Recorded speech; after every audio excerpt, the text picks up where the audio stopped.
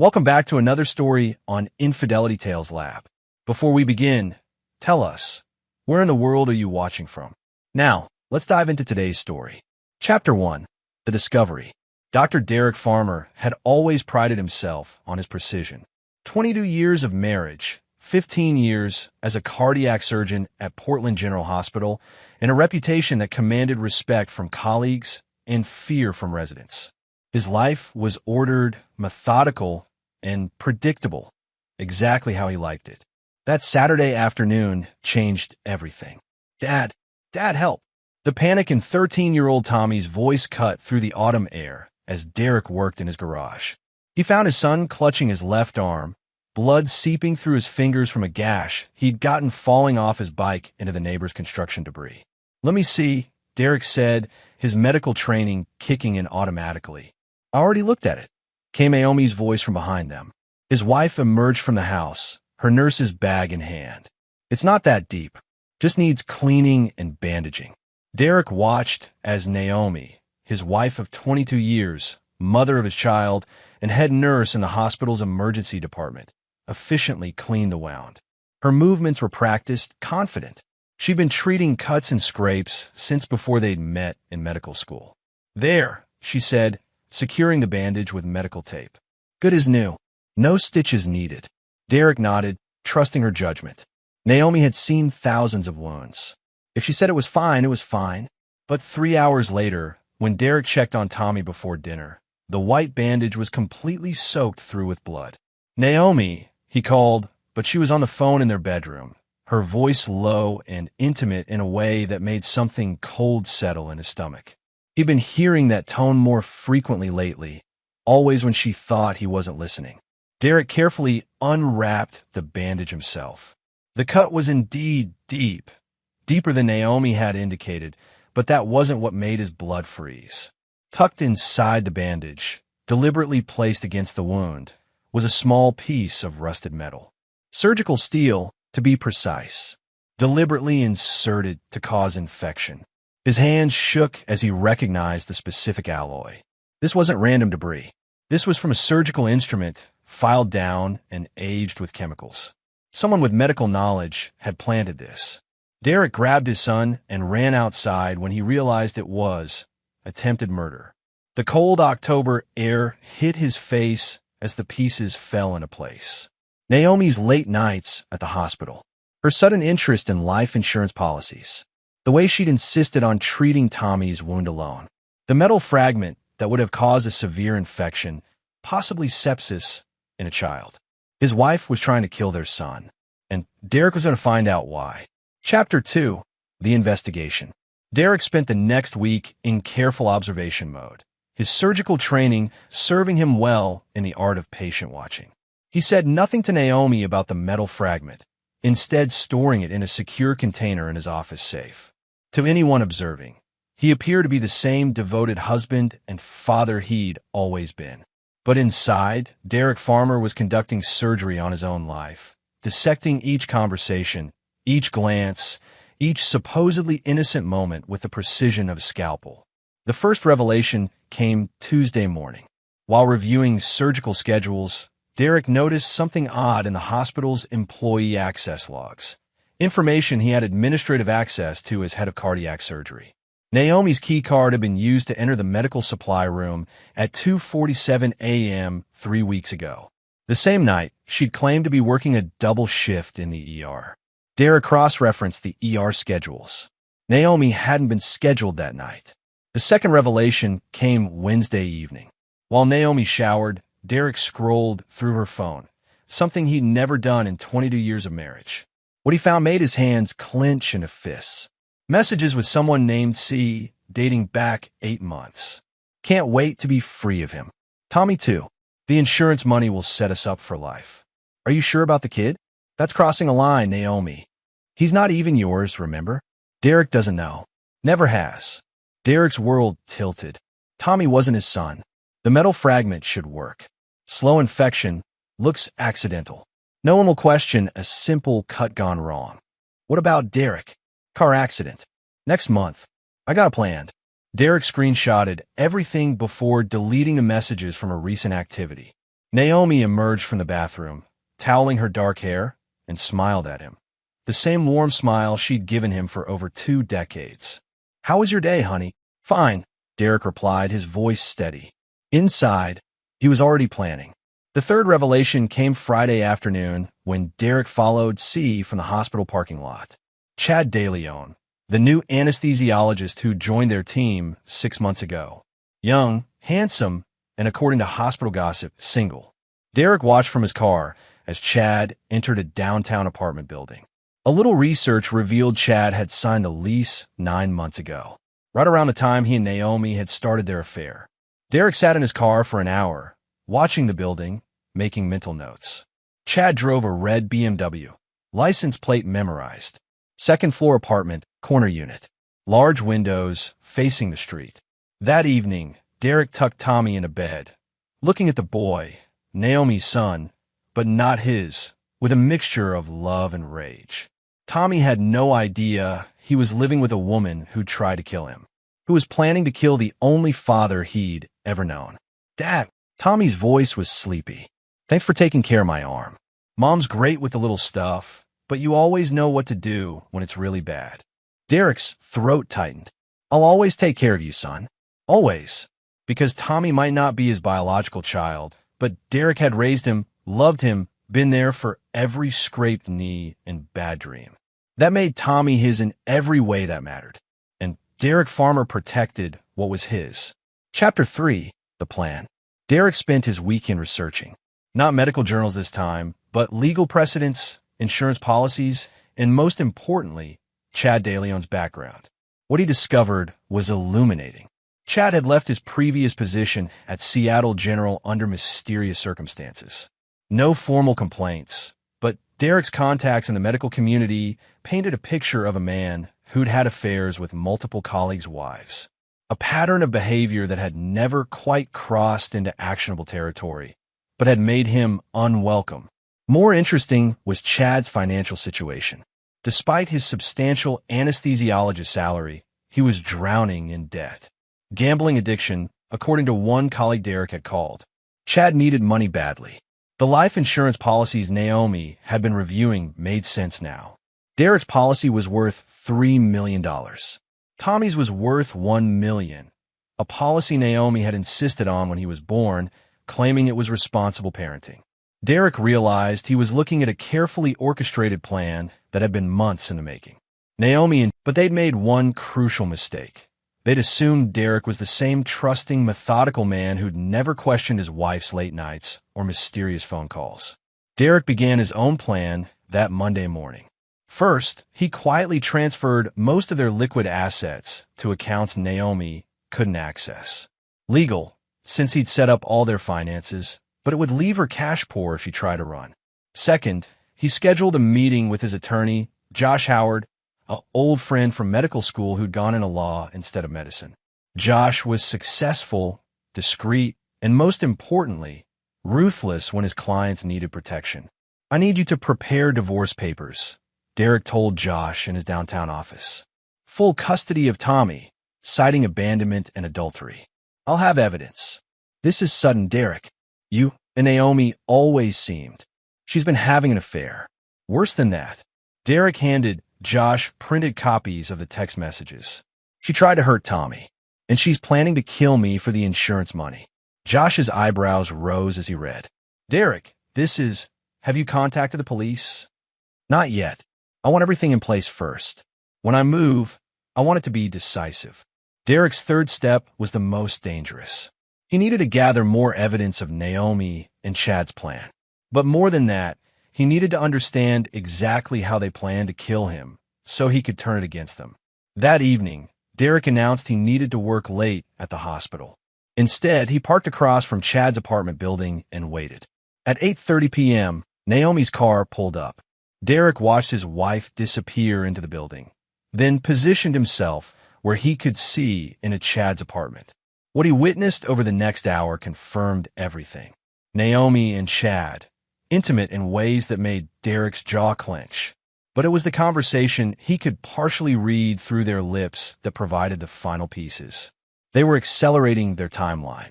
The accident was planned for this weekend. Derek drove home, his mind racing. Naomi was already back, claiming she'd been called in for an emergency surgery that had been canceled. "How was your evening, honey?" she asked, kissing his cheek. "Quiet," Derek said. "Just caught up on some reading." But as Naomi headed upstairs, Derek made a phone call to Josh Howard. "It's happening this weekend," he said quietly. "I need everything ready by Friday." "Derek, maybe we should involve the police now." "No, I'm going to handle this my way." Because Derek Farmer had spent 15 years in surgery, making split-second decisions that meant life or death. He learned that sometimes to save a patient, you had to cut out the diseased tissue completely. And his life had definitely been infected. Chapter 4, The Setup. Derek's plan began with precision Thursday morning. He called in sick for the first time in 3 years, claiming a stomach bug. Naomi left for her shift at the hospital with a concerned kiss and promises to bring him soup later. The moment her car disappeared around the corner, Derek was in motion. His first stop was Chad's apartment building. Derek had learned that Chad worked the afternoon shift this week, leaving his apartment empty until noon. Building security was minimal, a simple key card system that Derek bypassed by following a delivery truck through the service entrance. Chad's apartment was exactly what Derek had expected.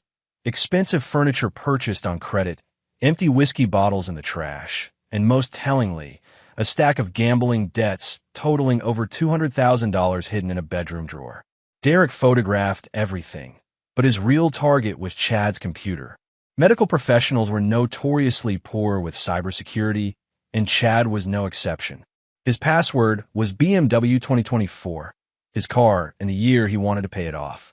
The laptop's browser history revealed online research into untraceable poisons, specifically digitalis, a heart medication that was nearly impossible to detect post-mortem if administered correctly. Chad had been researching dosages and delivery methods. More damning were the saved documents. Chad had drafted detailed plans for Derek's accidental death during a weekend hiking trip he and Naomi had been encouraging Derek to take.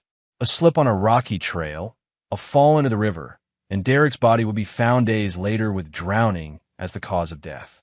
The digitalis would have stopped his heart during the fall, making rescue impossible even if someone had been there to help.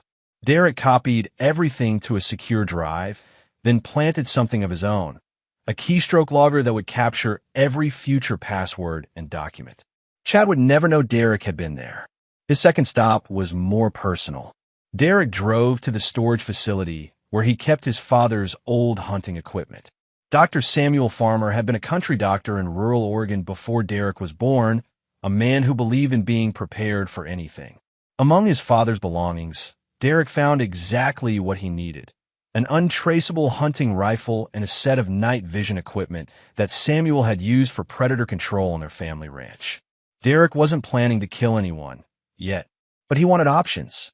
His third and most important stop was a meeting with a private investigator named Perry Simons, recommended by Josh Howard. Perry was ex-military, specialized in domestic cases, and most importantly, asked no questions as long as the retainer was paid in cash. "I need complete surveillance on 2 people," Derek told Perry in the investigator's downtown office. "My wife and her lover. I need to know everywhere they go, everyone they meet, and every conversation they have for the next week." Perry studied Derek with calculating eyes. "This about the insurance money?" Derek's surprise must have shown on his face because Perry smiled grimly.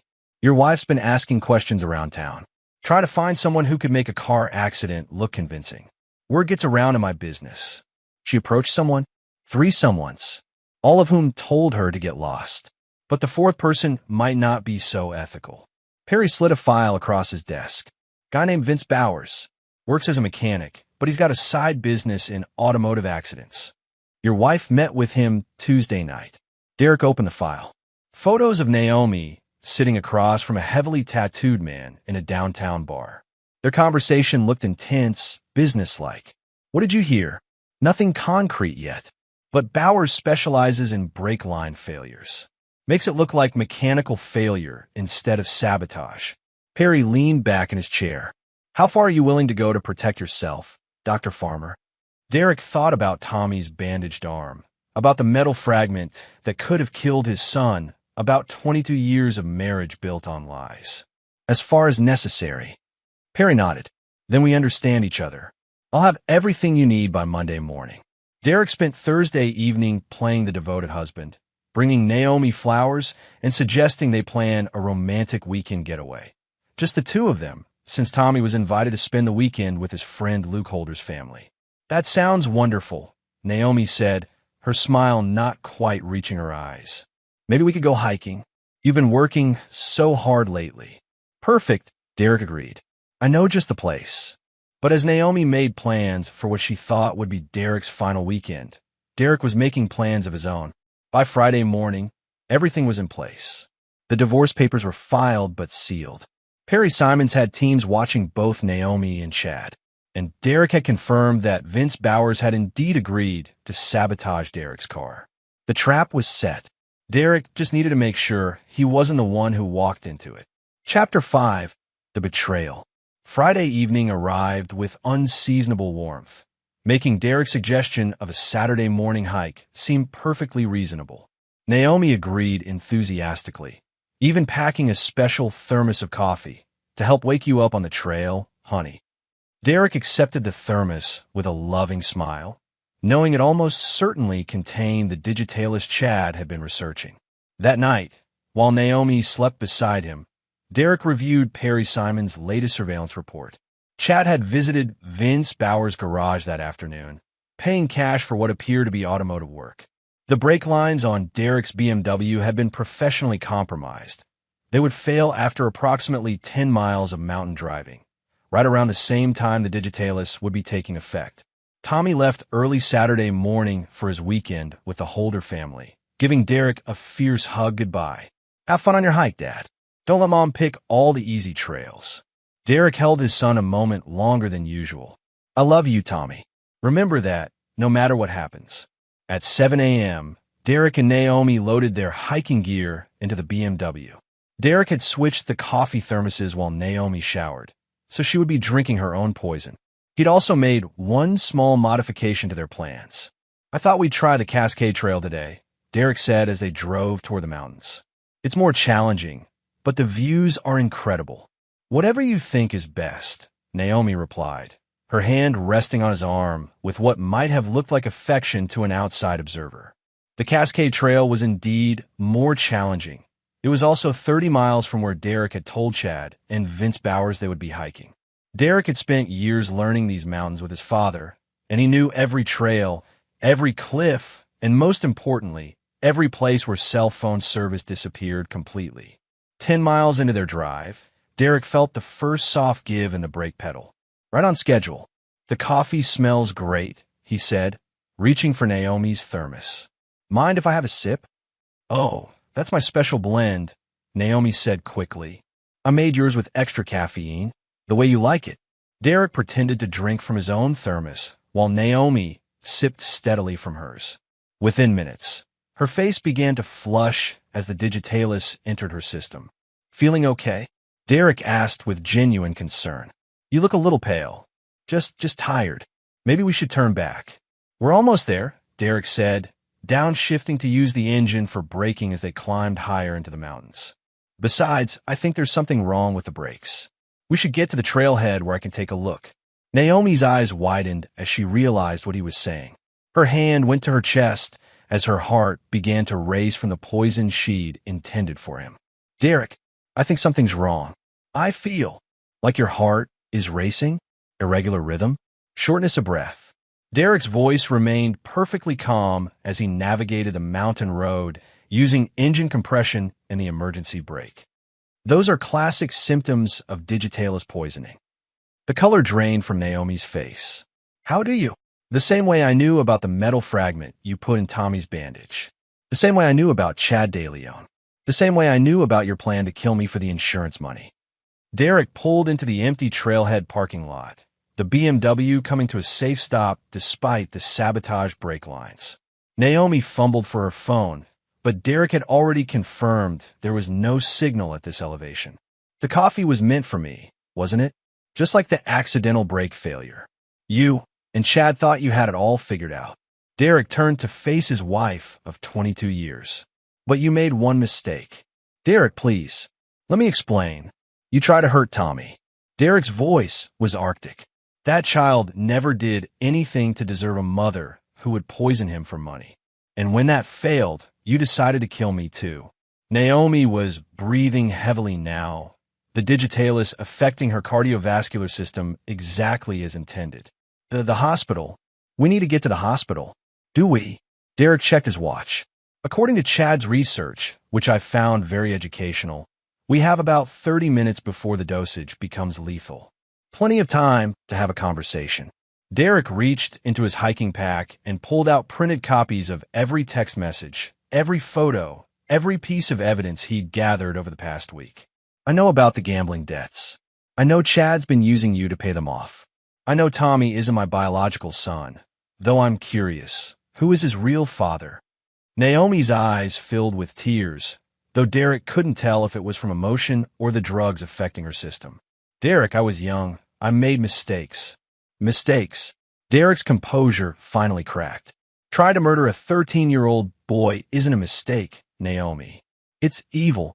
The mountain silence stretched between them as Naomi's breathing became more labored. Here's what's going to happen, Derek said finally. I'm going to drive back down this mountain. When I get to a place with cell phone service, I'm going to call 911 and report a terrible accident. My wife drank coffee that was meant for me, coffee that had been poisoned by her lover as part of a murder plot. You can't. I'm dying. Yes, you are. The same way you planned for me to die. The only difference is that I have an antidote in my pack. Derek held up a small vial. Digoxin Immune Fab. It'll neutralize the digitalis completely. Hope flared in Naomi's eyes. But I'm not going to give it to you, because you tried to kill my son, and that is unforgivable. Derek started the engine, the emergency brake still functional despite Vince Bauer's sabotage work. Please, Naomi whispered. I'm sorry. I'll confess everything. I'll leave Chad. We can start over. Derek looked at the woman he'd loved for over 2 decades, the mother of the child he'd raised as his own, and felt nothing but cold satisfaction. No, he said simply. We can't. Chapter 6, The Cleanup. Derek drove down the mountain at exactly the speed limit, using the emergency brake and engine compression to maintain control of the BMW. In the passenger seat, Naomi slipped in and out of consciousness as the digitalis continued its work. At exactly 11:47 a.m., Derek reached the first area with reliable cell phone coverage. He pulled over, checked Naomi's pulse, weak and irregular, exactly as expected, and called 911. This is Dr. Derek Farmer. I need emergency assistance at mile marker 23 on Highway 26 near Cascade Trailhead. My wife has been poisoned and I need immediate medical evacuation. The 911 dispatcher's voice was calm and professional. Dr. Farmer, can you describe her symptoms? Classic digitalis poisoning. Irregular heartbeat, nausea, confusion. She's unconscious now. I believe someone put it in her coffee this morning.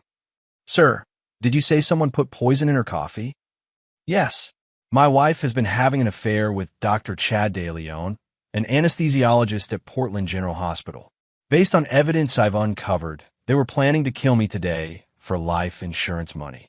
It appears Dr. De Leon gave her the poisoned coffee, not realizing she would drink it herself. Derek provided the dispatcher with exact coordinates, medical details, and a careful recounting of the morning's events.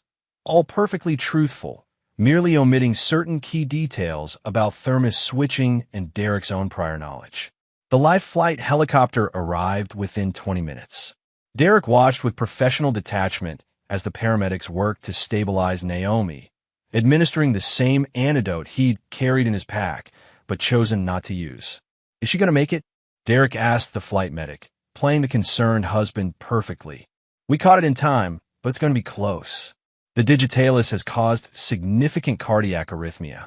Derek rode in the helicopter, holding Naomi's hand as she drifted between consciousness and cardiac distress.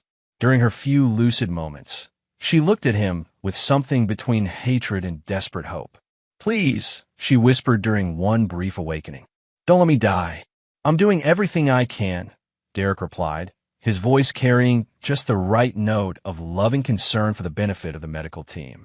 But he made no moves to improve her treatment, offered no additional medical insights that might help, and said nothing about the specific antidote dosages he knew would be most effective. By the time they reached Portland General Hospital, Naomi was in full cardiac arrest. Derek watched from the hallway as his colleagues in the emergency department worked frantically to save his wife's life. Dr. Trevor Barker, the head of cardiology, led the resuscitation effort while Derek provided the attending team with background information. "She'd been acting strangely lately," Derek told them. "Secretive. I found out this week she was having an affair with Chad DeLeon from anesthesiology." The revelation sent murmurs through the medical team. Workplace affairs were common enough, but attempted murder was something else entirely. "Dr. Farmer," came a voice behind him. Detective Andrew Crawford from Portland Police had arrived with remarkable speed. "I need to ask you some questions about this morning." Derek spent the next hour providing a detailed statement. He described discovering his wife's affair, finding evidence of a murder plot, and realizing too late that Naomi had been given poisoned coffee intended for him. "Where is Dr. DeLeon now?" Detective Crawford asked. "I assume he's at work. His shift started at noon." Crawford made a phone call. 20 minutes later, Chad DeLeon was in custody, found in the hospital parking lot attempting to flee in his red BMW.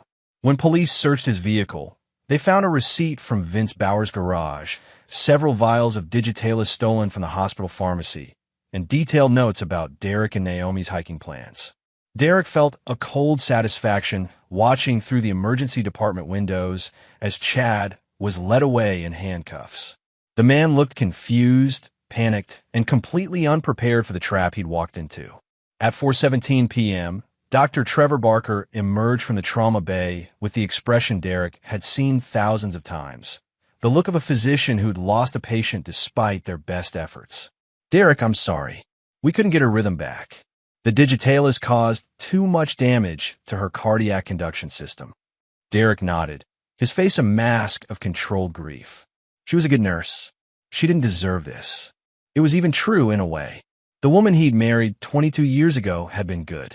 But that woman had died months ago, replaced by someone willing to murder a child for money.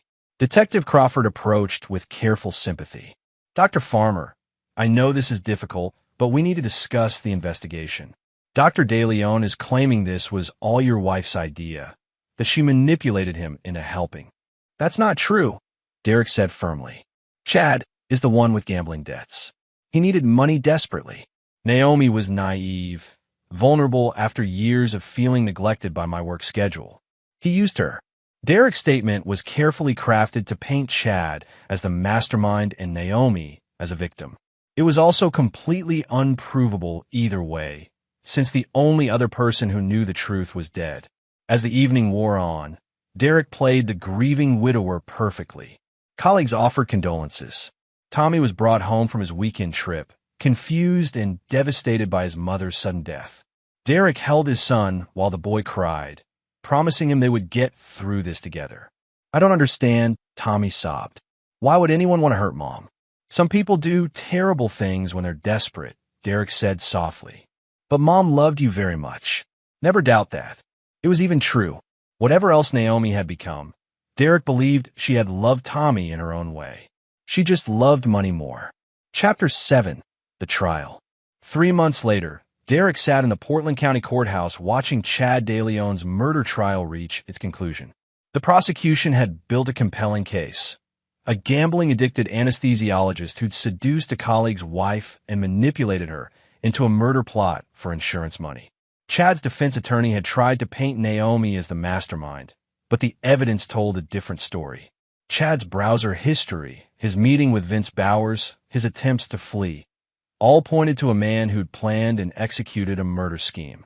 Derek testified as the grieving widower, describing how he'd discovered his wife's affair and the plot against his life. His testimony was flawless, emotional without being overdramatic, factual without revealing his own role in orchestrating Naomi's death. "Dr. DeLeon preyed on my wife's vulnerabilities," Derek told the jury. "She was lonely, feeling disconnected from our marriage because of my demanding work schedule. He convinced her that killing me was the solution to their financial problems. The jury deliberated for less than 4 hours. Guilty on all counts, the foreman announced. Murder in the first degree, conspiracy to commit murder, and attempted murder. Chad DeLeon received life in prison without possibility of parole. As the verdict was read, he looked directly at Derek with an expression of pure hatred, as if he somehow knew Derek had orchestrated his downfall. Derek met his gaze without flinching. Chad could suspect all he wanted. There was no evidence Derek had done anything other than discover his wife's betrayal and suffer the consequences. After the trial, Derek was approached by Josh Howard outside the courthouse. "It's over," Josh said. "Chad's appeals will fail." Vince Bowers took a plea deal and testified against him. "Everyone involved is either dead or in prison." "Good," Derek replied. "Tommy needs closure." "How is he handling everything?" Derek considered the question. Tommy had struggled with his mother's death and the revelations about her affair, but he was resilient. At 13, he was old enough to understand that adults sometimes made terrible choices, but young enough to heal from the trauma. "He's going to be fine. We both are." And it was true. Derek had emerged from the ordeal with everything he'd wanted. Chad and Naomi were gone, Tommy was safe, and Derek's reputation remained intact. The insurance money from Naomi's death had been paid without question. Murder victims' life insurance policies weren't voided when the victim was also a conspirator. More importantly, Derek had discovered something about himself during those dark months. He was capable of far more than he'd ever imagined when protecting what mattered to him. The mild-mannered surgeon who'd trusted his wife for 22 years had been replaced by someone harder, more calculating, and infinitely more dangerous. Derek returned to work at Portland General Hospital the following Monday. His colleagues treated him with respectful sympathy, praising his strength in the face of tragedy. Several offered to help with Tommy's care, creating a support network that would ensure the boy never felt abandoned. Dr. Farmer came a voice behind him as he reviewed surgical schedules in his office. Derek turned to find Dr. Marina Steele, the new head of emergency nursing who'd replaced Naomi. "Marina, how are you settling in?" "Very well, thank you. I wanted to discuss the new protocols for medical supply access. We need to tighten security after—" She gestured vaguely, referring to Chad's theft of digitalis from the pharmacy. "Of course. What do you recommend?" As Marina outlined her proposals, Derek found himself evaluating her with new eyes. She was competent, professional, and showed no signs of the vulnerability that had allowed Chad to manipulate Naomi. But Derek would never again assume that competence and professionalism meant trustworthiness. That evening, Derek picked up Tommy from soccer practice and took him to dinner at their favorite restaurant. A father-son tradition they'd maintained even during the darkest period of Naomi's betrayal. "Dad," Tommy said over his burger, "kids at school are still asking questions about Mom and Dr. DeLeon." "What kind of questions?" "Whether you knew, whether you suspected, whether you're angry." Derek considered his answer carefully. "I'm sad that your mother made the choices she did. I'm angry that Chad DeLeon took advantage of her. But mostly, I'm grateful that we discovered the truth before anyone else got hurt." "Do you think Mom really would have gone through with it? Killing you, I mean?" Derek looked at his son, not his biological child, but his son in every way that mattered, and chose honesty. "I think your mother was lost, Tommy. She'd made so many bad choices that she couldn't see a way back to being the person she used to be. That doesn't excuse what she planned to do, but it helps me understand how she got there." Tommy nodded, processing this with the seriousness of a boy who'd been forced to grow up too quickly. "I'm glad you're still here, Dad." "So am I, son. So am I." Chapter 8. New Beginnings. 1 year after Naomi's death, Derek had settled into a routine that felt both familiar and entirely new. His surgical practice continued to thrive, his reputation enhanced rather than damaged by his handling of the tragedy. Colleagues and patients alike saw him as a man who'd faced unimaginable betrayal with dignity and strength. Tommy, now 14, had adapted remarkably well. He'd grown 3 inches, made the varsity soccer team despite his age, and developed the kind of quiet confidence that reminded Derek of his own father. The boy knew the truth about his parentage now. Derek had told him on his 14th birthday, believing honesty was better than secrets. "You're my dad in every way that matters," Tommy had said simply. Biology doesn't change that. Derek's relationship with his son had actually strengthened through the ordeal. Without Naomi's hovering presence and complex family dynamics, Derek and Tommy had developed an easy companionship built on mutual respect and shared interests. The insurance settlements had left them financially secure beyond Derek's original expectations. Naomi's life insurance had paid out fully, Chad's failed murder plot having no bearing on her coverage. Additionally, Derek had pursued and won a substantial civil lawsuit against Chad's estate for attempted murder and emotional damages. But perhaps most satisfying was the fate of Vince Bowers, the mechanic who'd sabotaged Derek's brakes. His plea deal had included only 3 years in prison for conspiracy, but Derek had ensured his punishment extended far beyond the legal system. A few well-placed conversations with contacts in Portland's automotive industry had destroyed Vince's reputation and business. Suppliers refused to sell him parts. Customers canceled contracts. His garage had closed within 6 months of his release from prison, leaving him unemployed and unemployable in his chosen field. Derek had learned that revenge didn't always require dramatic confrontation. Sometimes the most effective punishment was simply allowing someone's own poor choices to destroy them while ensuring they had no way to rebuild. On a crisp October afternoon, exactly 1 year after Naomi's death, Derek received an unexpected visitor at his office. Detective Andrew Crawford knocked on his door with an expression Derek couldn't quite read. "Detective Crawford, this is unexpected. Dr. Farmer, I hope you have a few minutes. There are some things I'd like to discuss." Derek gestured to a chair, his pulse remaining steady despite the detective's serious tone. "Of course. How can I help you?" Crawford pulled out a file folder and opened it slowly. "I've been reviewing the case files from your wife's death, just tying up loose ends for the district attorney's office. I thought that was all settled with Chad's conviction. It is. Chad DeLeon will die in prison, and he deserves to. But I've been a detective for 22 years, Dr. Farmer, and I've learned to notice patterns." Derek waited, saying nothing. "Your wife's death was very convenient for you. You emerged from a murder plot as the victim, inherited significant life insurance money, gained full custody of your son, and saw everyone who betrayed you either dead or imprisoned. I was lucky," Derek said simply. "Lucky that Naomi drank the poisoned coffee instead of me. Lucky that we discovered the truth before Chad's plan succeeded." Crawford studied Derek's face with the intensity of a man who'd interrogated thousands of suspects. "See, that's what bothers me. In my experience, luck rarely works out that perfectly." Derek met the detective's gaze without flinching. "Are you suggesting something, detective?" "I'm suggesting that you're a very intelligent man who was betrayed by people you trusted. I'm suggesting that a man in your position might decide to take matters into his own hands rather than rely on the justice system. And what would you do with such a suspicion?" Crawford closed the file folder and leaned back in his chair. "Nothing. Because even if I'm right, justice was served. Chad DeLeon got exactly what he deserved. Your wife paid the price for her choices. And you and your son are safe." The two men sat in silence for a long moment. "But I want you to know that I know," Crawford said finally. "Call it professional courtesy. One man who's seen too much evil to another." Derek nodded slowly. "I appreciate your professionalism, detective, and your discretion." Crawford stood to leave, then paused at the door. "For what it's worth, Dr. Farmer, I don't blame you. A man has a right to protect his family. Sometimes the system fails, and a man has to rely on himself." "Sometimes," Derek agreed.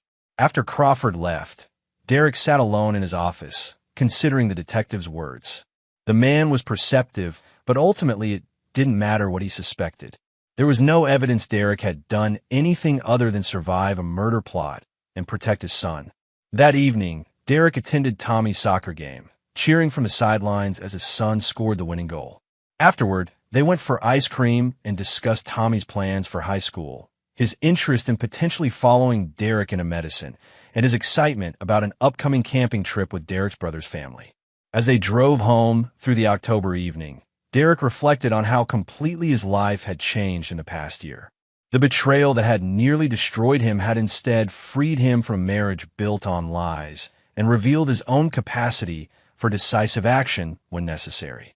He learned that he was capable of far more than he'd ever imagined. But more importantly, he learned the value of the relationships that truly mattered. Dad, Tommy's voice interrupted his thoughts. Yes, I know this has been a hard year. Losing Mom, the trial, everything. But I want you to know I'm proud of how you handled it all. You protected us. Derek smiled, reaching over to squeeze his son's shoulder. That's what fathers do, Tommy. We protect what matters most. Chapter 9, Resolution.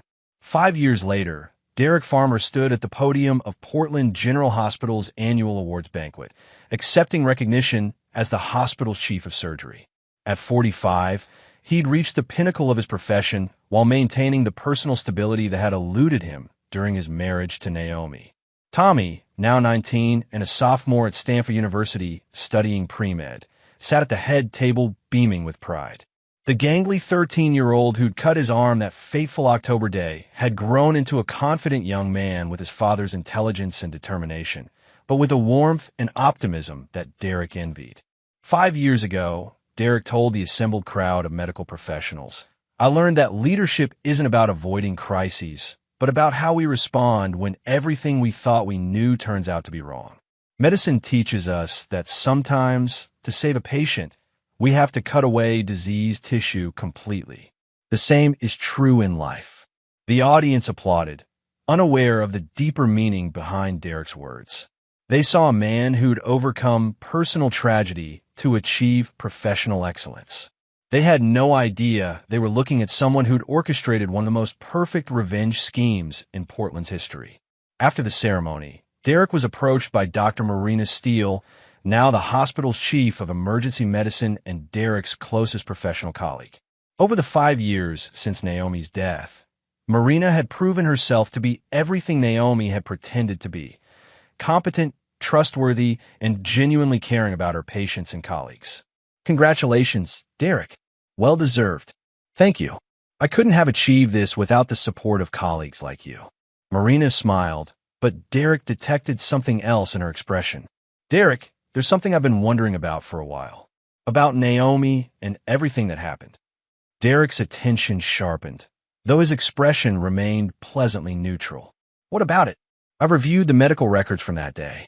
The digitalis dosage Naomi received was precisely calculated to be lethal, but only after a specific time delay. It's the kind of precise calculation that would require extensive medical knowledge. Chad was an anesthesiologist. He would have had that knowledge.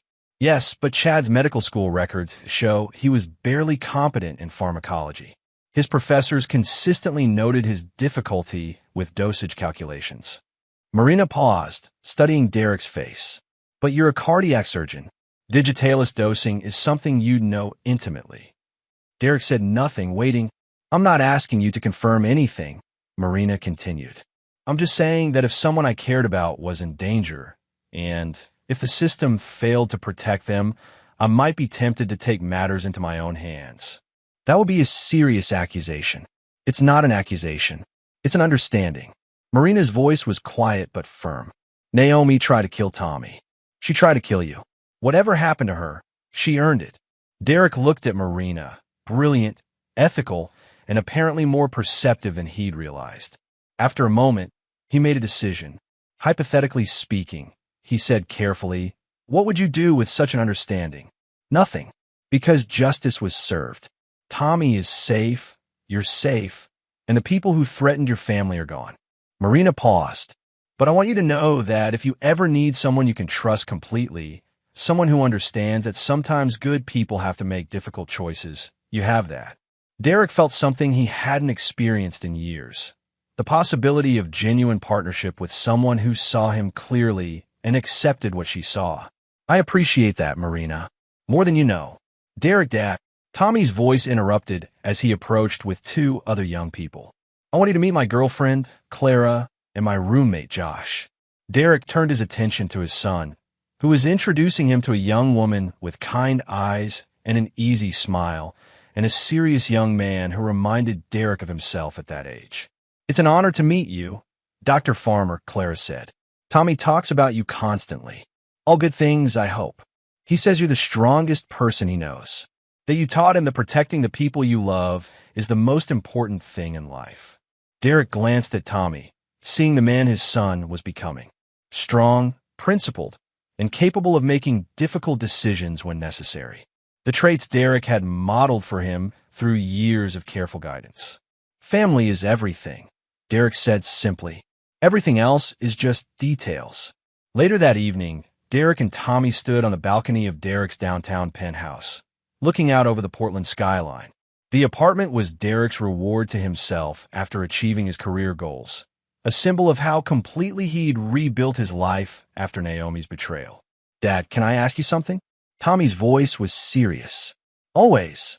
Do you ever wonder what would have happened if Mom had made different choices? If she'd never met Chad, never planned what she planned?" Derek considered the question carefully. "I think your mother was unhappy for a long time, Tommy.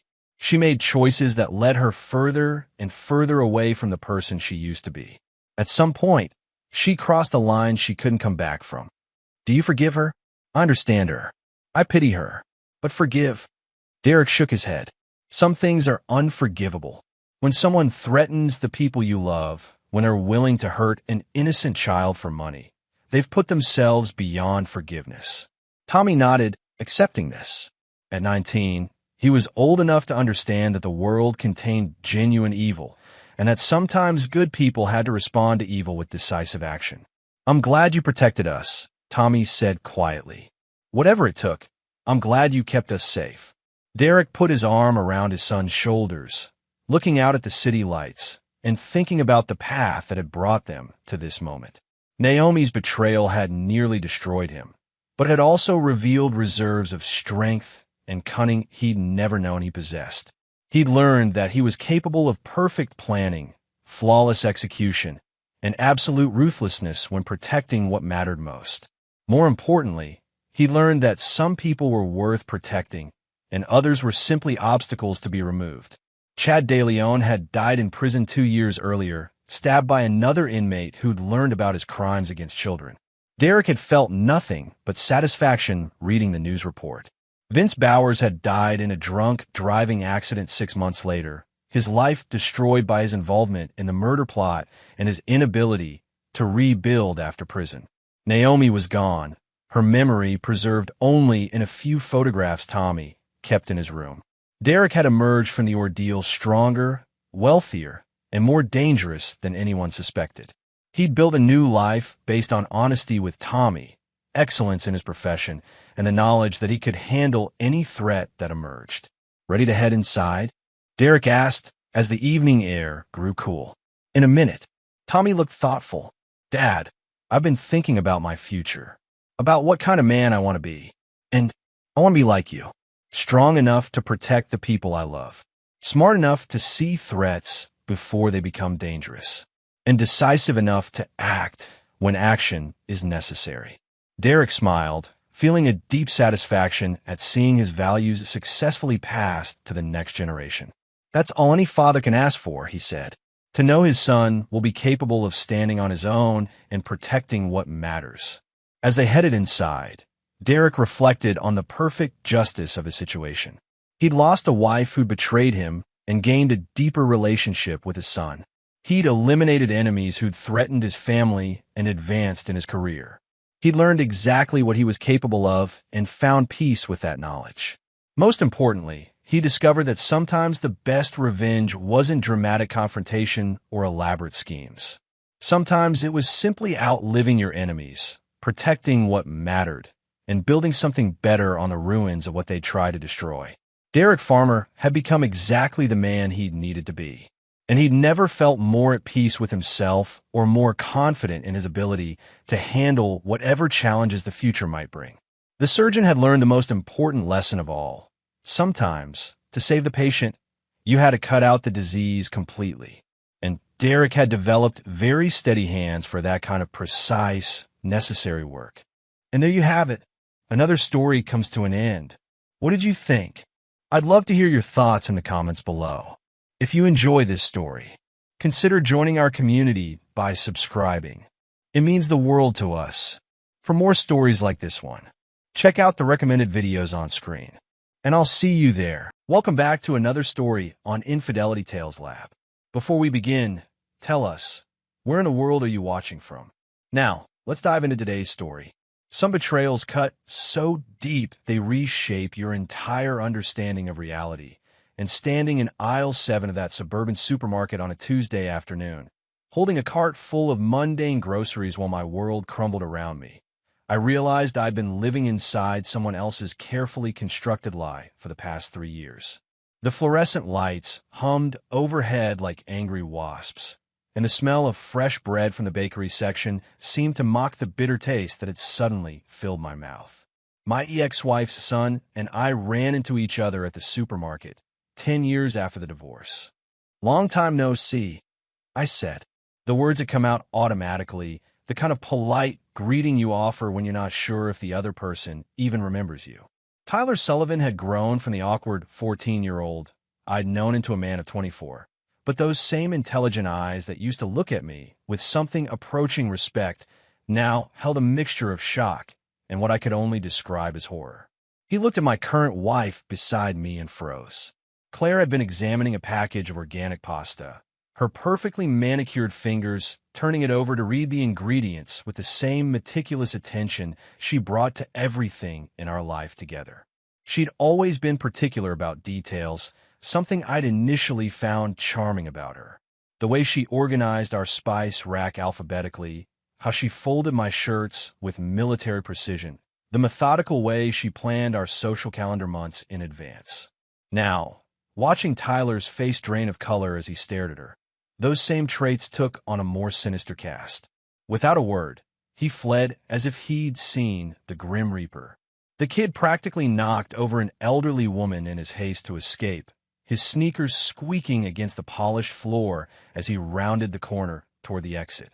Claire looked up from her pasta examination, eyebrows raised in that perfectly sculpted arch that had first caught my attention at the coffee shop where we'd met. "Who was that?" she asked, her voice carrying that slight breathiness that had once made my heart race. "He seemed to know you." Before I could answer, moments later, my phone buzzed with a message from him.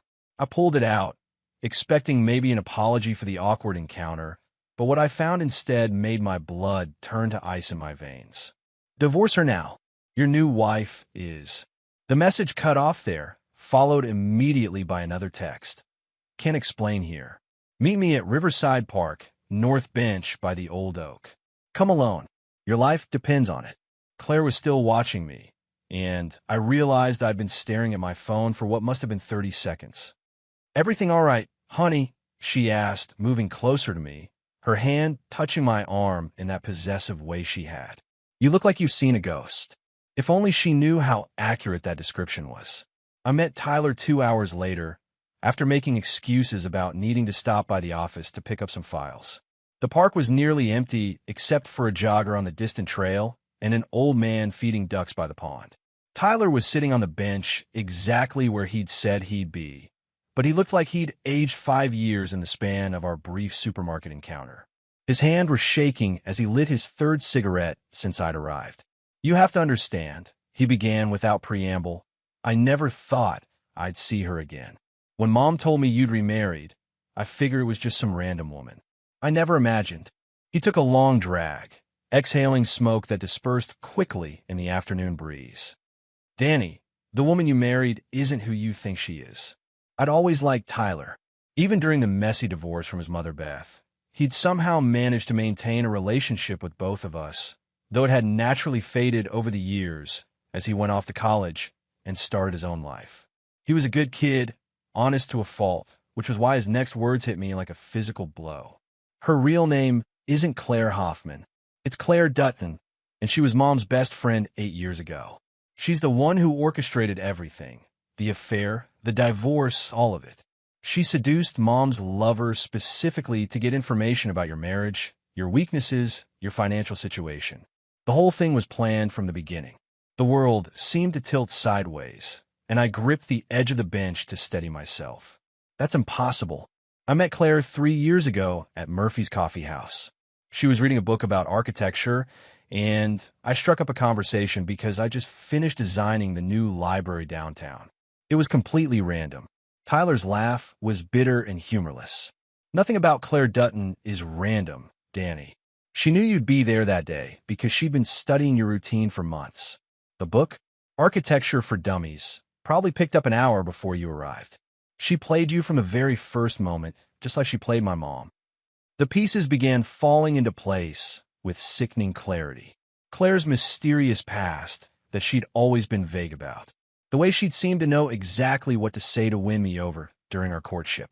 Her uncanny ability to anticipate my needs and desires. Even our meeting location. I've been stopping at Murphy's every Tuesday morning for 2 years before I met her. Of course, she would have known. Why? I managed to ask, though my throat felt like it was lined with sandpaper. What does she want? Money, initially, but I think it's become something more twisted than that. She gets off on the control, the manipulation. She destroyed my mother's life just to prove she could, and now she's done the same thing to you. Tyler crushed his cigarette under his heel with more force than necessary. There's something else, Danny. Something I didn't want to tell you, but you need to know. She's not done with you yet. This was never meant to be permanent. What do you mean? 3 weeks ago, I was at a bar downtown with some friends from college. I saw her there with a man I didn't recognize. Definitely not you. They were close. Very close. When she went to the bathroom, I followed her, and I heard her on the phone. She was talking about timelines, about how much longer she needed to maintain the charade. She said something about a final payday, and then she could disappear forever. I stared at the ducks on the pond, watching them glide across the surface with deceptive calm, while their feet paddled frantically beneath the water. It seemed like an apt metaphor for my life. How long have you known? I recognized her the moment I saw her at your wedding. I tried to convince myself I was wrong, that it was just someone who looked similar. But there was no mistaking those eyes, that smile. I should have said something then, but I didn't know how to prove it, and honestly, you looked so happy. I thought maybe... He shrugged helplessly. I thought maybe she'd actually changed, that she genuinely cared about you. I was wrong. The rage was building slowly in my chest, a familiar burn that I'd learned to recognize over the years. It was the same feeling I'd had when I discovered Beth's affair, when I'd realized that my business partner had been embezzling from our firm, when my father had died and left everything to his secretary instead of his son. The difference was that those betrayals had caught me off guard, left me reeling and reactive. This time will be different. I need proof, I said quietly. Everything you can give me about Claire Dutton, about what she did to your mother, about the man she was with at the bar. I need phone numbers, addresses, photographs, anything that can verify what you're telling me. Tyler nodded eagerly. I kept everything from Mom's divorce. She made me promise to hold on to all the evidence in case Claire ever surfaced again. I have recordings, text messages, even some surveillance footage that Mom's private investigator collected. It's all in a safety deposit box downtown. Good. We'll start there. I stood up, my mind already racing through possibilities. But Tyler, I need you to understand something. Once we go down this road, there's no coming back. What I'm planning to do to Claire and whoever she's working with won't be pretty, and it won't be legal. If you're not prepared for that, you need to walk away now. He met my gaze steadily, and for a moment I saw flashes of the man he was becoming rather than the boy he'd been. She destroyed my family, Danny. She turned my mother into a broken woman who spent 3 years in therapy just to function again. Whatever you're planning, I want in. That night, I sat in my study with a glass of bourbon and Claire's laptop, which I carefully extracted from her purse while she was in the shower. My hands were steady as I connected the USB drive that contained Tyler's evidence to the computer, uploading everything to a secure cloud server I maintained for sensitive architectural projects. The irony wasn't lost on me that I was using tools from my professional life to investigate my personal betrayal. Claire had been surprisingly careless with her digital security, probably assuming that her loving husband would never think to spy on her. Her email accounts were saved with passwords, her browsing history intact, her photo gallery unencrypted. What I found there made my earlier conversation with Tyler seem like a gentle warning rather than the full scope of her deception. There were dozens of photos of me taken without my knowledge, at work, at the gym, having lunch with clients. Surveillance photos that dated back almost 4 years, proving that Tyler was right about the length of her planning. There were detailed notes about my routines, my preferences, my financial situation, even my sexual habits from my marriage to Beth. Someone had done their homework. But the real revelation came in her email correspondence with someone identified only as M. The messages were coded, but not particularly cleverly, and reading through months of their exchanges painted a picture that made my blood run cold. Claire wasn't working alone. This was part of a larger operation that had targeted multiple divorced men with substantial assets. I was just the latest mark in what appeared to be a sophisticated long-term con. The most recent emails were particularly illuminating. Subject: almost ready for final phase. Estimated extraction date: 3 weeks from initiation. New target identified and preliminarily vetted. Suggests standard insertion protocol. Confirmed. Liquidation parameters remain unchanged. Dispose of all physical evidence per usual protocol. Expect bonus compensation upon completion. I read those exchanges 3 times before the full implication sank in. Claire wasn't just planning to leave me. She was planning to kill me. The next morning, I woke up before dawn and went for a run through her neighborhood, taking a deliberately circuitous route that allowed me to spot the surveillance team Claire's partner had stationed near her house. They were good, a different car each day, alternating between a cable repair van and what looked like a landscaping truck, but not good enough to fool someone who'd spent the last 15 years designing security systems for high-end commercial buildings. Claire was still asleep when I returned, her face peaceful in the early morning light filtering through our bedroom curtains. Looking at her now, knowing what I knew, was like seeing a completely different person. The soft curve of her smile seemed predatory. The way her hand reached for me, even in sleep, felt calculating rather than affectionate. How had I been so blind? I made coffee and pretended to read the newspaper while she went through her morning routine, the same ritual she performed every day for 3 years. Shower for exactly 12 minutes, hair dried and styled in precise sections, makeup applied with the methodical precision of someone preparing for a performance. Because that's what her entire life with me had been, a performance.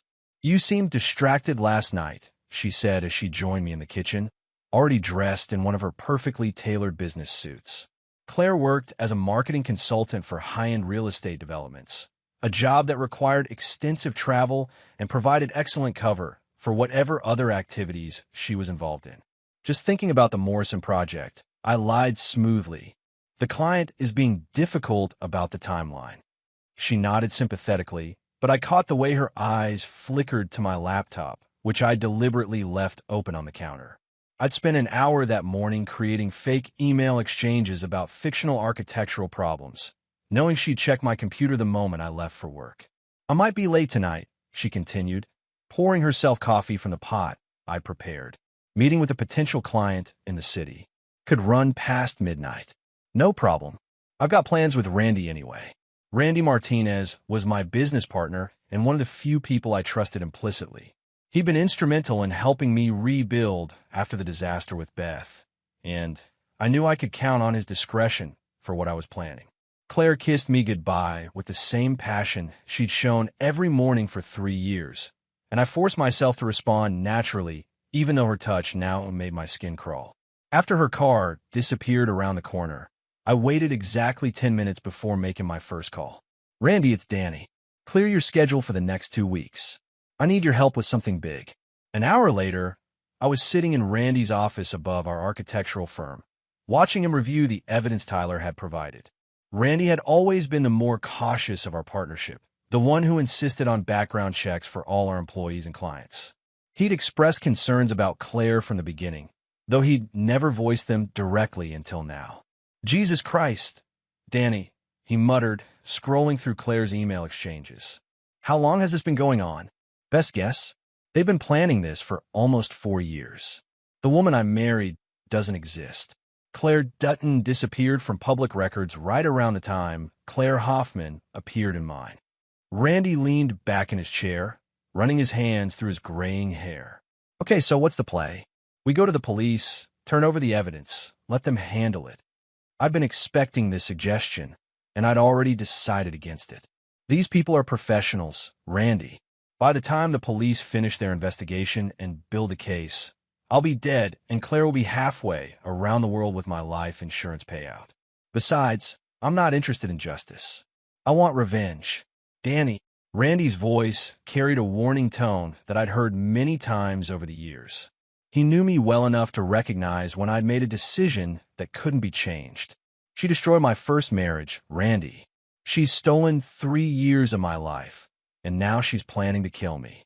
The legal system isn't equipped to handle someone like Claire Dutton. I stood up and walked to the window overlooking downtown Portland. But I am. The next week passed in a carefully choreographed dance of deception. During the day, I maintained my normal routine while using every spare moment to investigate Claire's network. Tyler had been invaluable in this process. His mother's private investigator had been thorough, and the evidence he'd collected provided dozens of leads to follow. Claire's partner, M, turned out to be Marcus Wright, a career criminal with a history of elaborate con jobs targeting wealthy divorcees. His real name was Michael Duvall, and he'd served time in 3 different states for fraud, identity theft, and assault. What the public records didn't show was his connection to at least 6 suspicious deaths over the past decade. All wealthy men who died in apparent accidents shortly after marrying women who then disappeared with substantial payouts. But Marcus wasn't working alone either. The operation involved at least 4 other people: a private investigator who specialized in background research on potential targets, a forger who created the false identities the women used, a financial expert who handled the money laundering, and what appeared to be a freelance killer who ensured that problematic targets didn't survive long enough to expose the scheme. I spent hours studying surveillance footage from the bar where Tyler had seen Claire with her mystery man, eventually identifying him as David Kim, a former Special Forces operator who'd been dishonorably discharged for excessive violence during overseas deployments. His service record, which Randy helped me access through contacts in the Veterans Administration, painted a picture of a man perfectly suited for the role of professional killer. The more I learned about the scope of their operation, the more impressed I became with their planning. They'd chosen their targets carefully: divorced men with substantial assets but limited family connections, people who wouldn't be immediately missed if they died suddenly. They'd established multiple fallback identities, offshore accounts, and escape routes. They'd even arranged for Claire to have an ironclad alibi for the night they planned to kill me. But they'd made one critical mistake. They'd underestimated me. On Thursday night, Claire announced that her business trip had been extended another day. She'd be staying overnight in Seattle, meeting with clients through Friday afternoon. I expressed appropriate disappointment, while mentally noting that this fit perfectly with the timeline I'd observed in her emails. According to their plan, I would die Friday night in what would appear to be a home invasion gone wrong. That gave me exactly 24 hours to complete my preparations. I started by visiting a storage unit I'd rented under a false name in a neighboring city. Over the past week, I've been gradually moving items there: camping equipment, tools, supplies that would be needed for what came next. I'd also made several cash purchases from different hardware stores, ensuring that no single transaction would appear suspicious if anyone bothered to investigate later. Friday morning, I called in sick to work and spent the day conducting final surveillance of each member of Claire's team. Marcus was staying at a hotel downtown under his right identity. David Kim had rented a house in the suburbs that was clearly being used as a base of operations. The private investigator, Helen Torres, worked out of a legitimate-seeming office but lived alone in an apartment that would be easy to access. By evening, I was ready. I'd always prided myself on being a careful planner. In architecture, attention to detail could mean the difference between a building that stood for decades and one that collapsed in the first strong wind. The same principles applied to what I was about to do. Success would depend on precise timing, thorough preparation, and the ability to adapt when circumstances inevitably changed. Claire called at 8 o'clock, right on schedule. "Hi, honey. Just wanted to check in. The meetings are running later than expected, so I probably won't be home until tomorrow afternoon." "No worries," I replied, injecting just the right amount of disappointment in my voice. I'll probably just order pizza and catch up on some reading. Sound perfect. I love you. Love you too. The lie came easily now. At 9:30, I received a text from Tyler. Package delivered. Ready when you are. I smiled for the first time in a week. Tyler had proven remarkably resourceful over the past few days, using his connections from college to acquire items that couldn't be purchased through normal channels. His hatred for Claire Dutton ran almost as deep as mine, and he'd embraced his role in her destruction with enthusiasm that would have worried me under different circumstances. At 10 o'clock exactly, I made my move. The beauty of a well-executed plan is that it unfolds with the inevitability of a controlled demolition. Each element serves a specific purpose, and when properly coordinated, the result is both devastating and precise. I'd spent years watching buildings come down, studying the way strategic placement of explosives could bring down massive structures with surgical accuracy. The same principles applied to destroying lives. David Kim was my first target, primarily because he represented the most immediate physical threat. I've been watching his rented house for 3 days, learning his patterns, identifying his vulnerabilities. Former special forces or not, he'd grown complacent during his years as a civilian contractor. He kept regular hours, didn't vary his routes, and had developed a fondness for expensive whiskey that I intended to exploit. I entered his house through the basement window at 10:47 p.m., exactly 13 minutes after he'd settled into his nightly routine of drinking alone while watching cable news. The sedative Tyler had acquired worked exactly as promised. Tasteless, odorless, and potent enough to incapacitate a man Kim's size within minutes of ingestion. He never saw me coming. When he woke up 6 hours later, he was zip-tied to a chair in the basement of an abandoned warehouse outside the city. I'd chosen the location carefully, remote enough to ensure privacy, but close enough to several other sites I'd need to visit before dawn. "Who the fuck are you?" His words were slurred from the lingering effects of the drugs, but his eyes were alert and calculating. Even restrained, he radiated the kind of controlled violence that came from years of professional killing. "I'm Daniel Morrison," I said simply, "though I suppose you know me as your next victim." Recognition dawned in his eyes, followed quickly by something that might have been respect. "You figured out. Eventually. The question now is whether you're going to tell me everything I want to know about your operation, or whether we're going to do this the hard way." He laughed, a sound devoid of any real humor. "You think you're the first Mark who's gotten wise to us? 3 years ago, a guy in Denver figured out what was happening. Know what happened to him? I assume you killed him. Slowly. Very slowly. And when we're done with you, we're going to do the same thing to that kid who's been helping you. Tyler, right? Claire's been watching him since your little park meeting." The rage that had been simmering in my chest for a week finally boiled over. I prepared for this moment, known that it would come, but hearing him threaten Tyler still caught me off guard. The kid had risked everything to warn me, and now he was in danger because of it. I picked up the first tool from the array I'd laid out on a nearby workbench, a pair of industrial wire cutters that I'd originally purchased for a construction project. "Let's start with your fingers and work our way up. For every piece of information you give me, you keep a digit. Refuse to answer, and you lose one. Simple math." What followed was 47 minutes of the most brutal interrogation I'd ever witnessed, let alone conducted. I'd always known I was capable of violence when pushed far enough, but I'd never understood the depth of my own capacity for cruelty until that night. Kim was a professional killer, trained to withstand torture, but he was also a man with a healthy appreciation for self-preservation.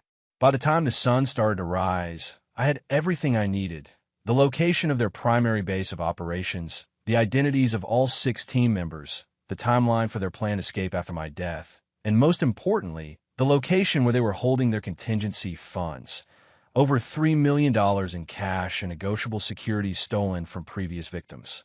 Kim himself was no longer a concern.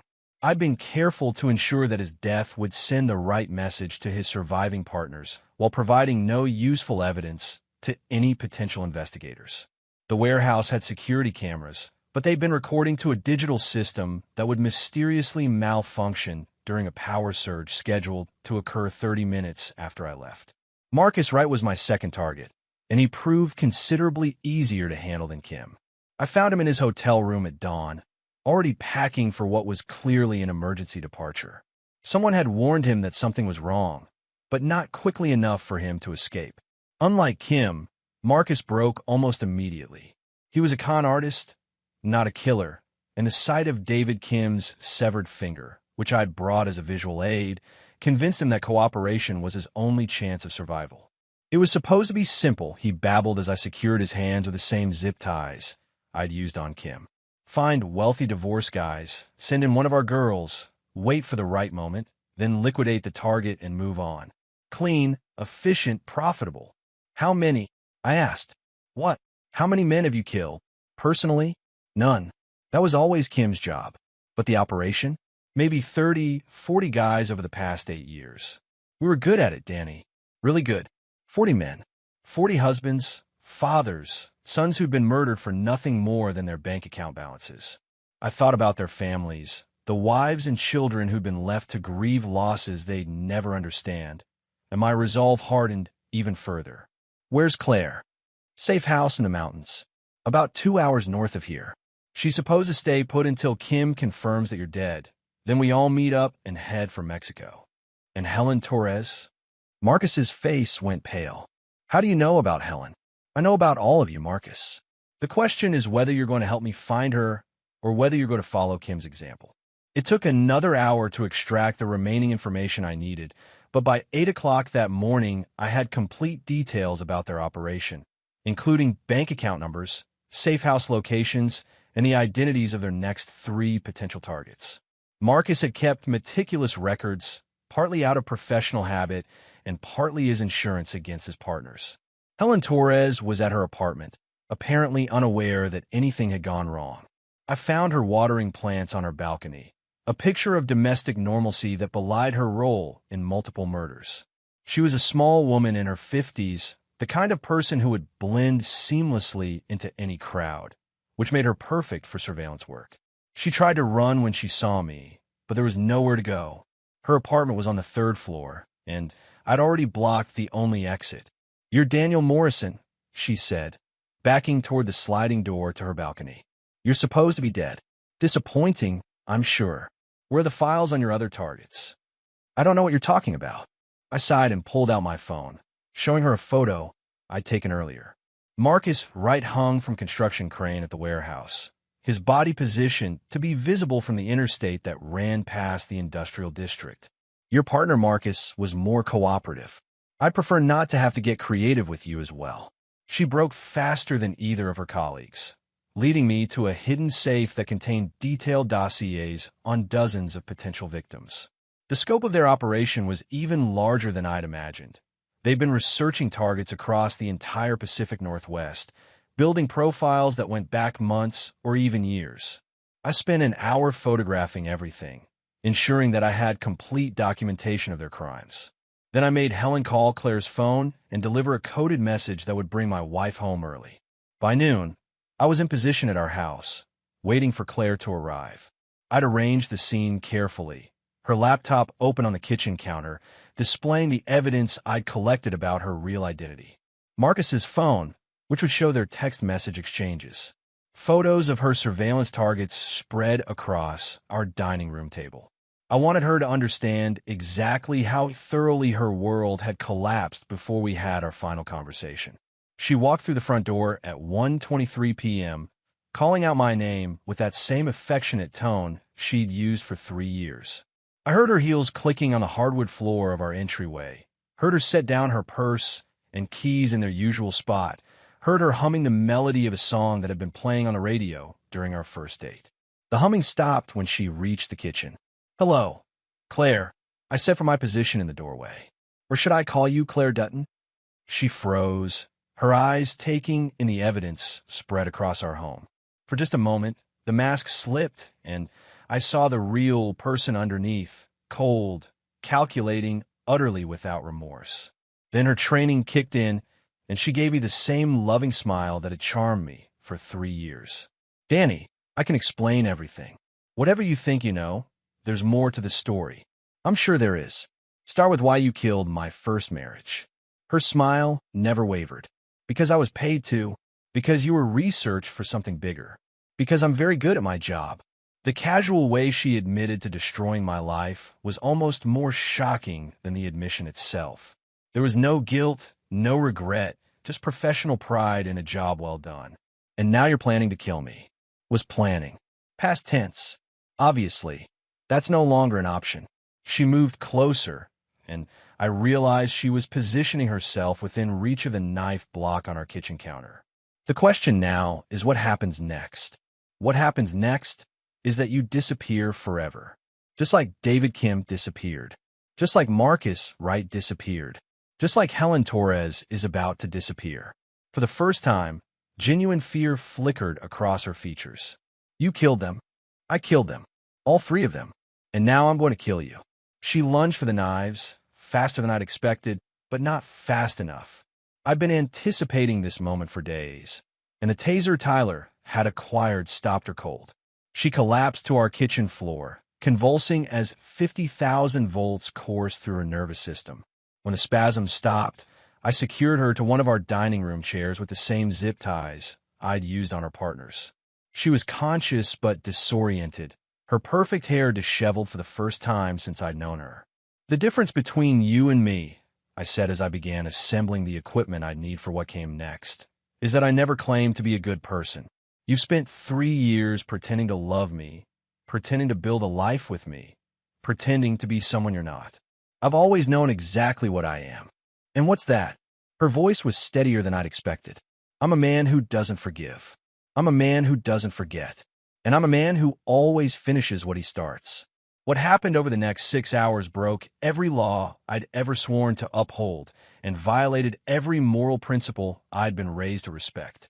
But by the time the sun set on that Friday evening, Claire Dutton had told me everything about her childhood in foster care, about her recruitment into Marcus's operation, about the dozens of men they'd killed, about the millions of dollars they'd stolen, about the new identities they'd created for their escape.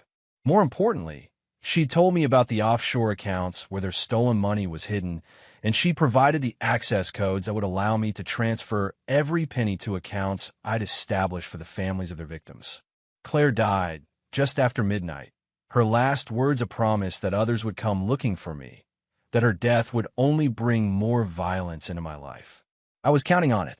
I spent Sunday disposing of the evidence and creating an ironclad alibi for the weekend. Claire had supposedly been killed during a home invasion that occurred while I was attending a conference in San Francisco, an event I'd actually attended, making sure to be seen by dozens of witnesses who could confirm my presence there. Her body was found Monday morning by our housekeeper, who immediately called the police. I returned from my conference to find my house surrounded by squad cars and crime scene tape, playing the role of the devastated husband with the skill of a professional actor. The investigation that followed was thorough, but ultimately fruitless. Claire's killer had worn gloves, left no fingerprints, taken nothing of obvious value.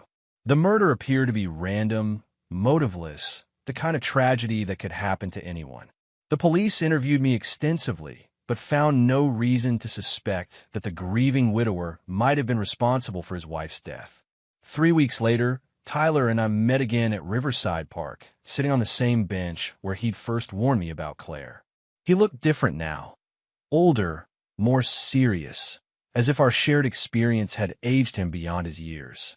The money transfers went through, he told me. 43 families received compensation for their losses. Anonymous donations, completely untraceable. Good. I watched the same ducks gliding across the pond, marveling at how peaceful they looked despite everything that had happened since our last conversation. And the files, delivered to the FBI field office in Seattle, along with enough evidence to connect Claire's operation to unsolved murders in 6 different states. They'll never be able to prosecute anyone, but at least the families will finally have answers. We sat in comfortable silence for several minutes. 2 men who'd shared something that couldn't be discussed with anyone else. Tyler had proven invaluable during the cleanup phase, using his computer skills to ensure that all traces of our investigation had been eliminated. More importantly, he'd shown a capacity for ruthless pragmatism that would serve him well in whatever came next. "Do you regret it?" he asked finally. I considered the question carefully. For people were dead because of decisions I'd made and actions I'd taken. I crossed lines that couldn't be uncrossed, done things that would have horrified the man I'd been just 2 weeks earlier. But when I thought about the families who would finally have closure, about the future victims who would be spared Claire's attention, about the justice that would never have come through legal channels, I found that my conscience was surprisingly clear. "No," I said, "I don't regret any of it." 6 months later, I sold my architectural firm and left Portland permanently. The insurance payout from Claire's death had been substantial, and combined with the money I'd recovered from offshore accounts, I had more than enough to start over anywhere I chose. I settled in a small town in Montana, bought a cabin near a lake, and began building a new life under a carefully constructed identity that would stand up to any reasonable scrutiny. I was done with marriage, done with trusting people who might not be what they seemed, done with being anyone's victim. But I wasn't done with being someone that predators should fear. The skills I developed during my investigation of Claire's operation had proven surprisingly transferable. Within a year, I'd established a reputation in certain circles as someone who could solve problems that were beyond the reach of conventional law enforcement. Someone who could make dangerous people disappear permanently, quietly, and without leaving traces that would embarrass his clients. Tyler had been right about one thing. Others had come looking for me. Claire's operation hadn't existed in isolation. It was part of a larger network of criminals who preyed on vulnerable people for profit. When word spread that their carefully planned scheme had been exposed and their entire team eliminated, some of those criminals decided that I represented a threat that needed to be addressed. They were right, of course. I was a threat to anyone who made their living by destroying other people's lives. And over the past 5 years,